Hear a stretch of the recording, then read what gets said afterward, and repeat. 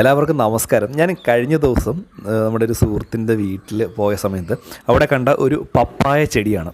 ഇതിലൊരു ഭംഗി കണ്ടോ, അതിൻ്റെ മുകൾ ഭാഗം മുതൽ താഴെ വരെ ആ ഒരു പപ്പായ ഇറിങ്ങിലിച്ച് വളർന്നേക്കുക. നമുക്ക് കൈ എത്തി പറിക്കാം എന്നുള്ള രീതിയിലാണ് ഈ ഒരു പപ്പായ.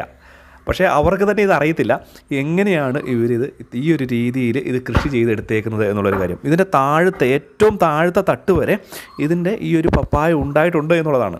ഏറ്റവും താഴത്തെ തട്ട് വരെ കുറച്ച് അതിൽ നിന്ന് പോയിട്ടുണ്ട്. എന്നിരുന്നാൽ പോലും ആ ഒരു പപ്പായ ചെടി നല്ല കരുത്തനായിട്ട് എത്തുന്നതാണ്.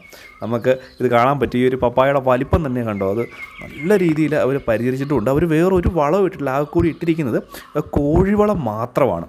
നമ്മൾ ശ്രദ്ധിച്ചാൽ മനസ്സിലാകും നമുക്ക് വേണ്ട എന്തൊക്കെ കാര്യങ്ങളാണോ വേണ്ടത് അതെല്ലാം നമ്മുടെ വീടുകളിൽ തന്നെ നമുക്ക് ഉൽപ്പാദിപ്പിക്കാൻ പറ്റും. ഇതുകൊണ്ട് നമ്മുടെ കൈ ഉപയോഗിച്ച് തന്നെ ഇത് നമുക്ക് ടച്ച് ചെയ്യാൻ പറ്റുന്നുണ്ട്. അത്രയും താഴെയാണ്. അതുവരെ ആ ഒരു പൊക്കത്തിൽ മാത്രമേ ഇതിൻ്റെ ഒരു സൈസ് ഉള്ളൂ എന്നുള്ളതാണ്.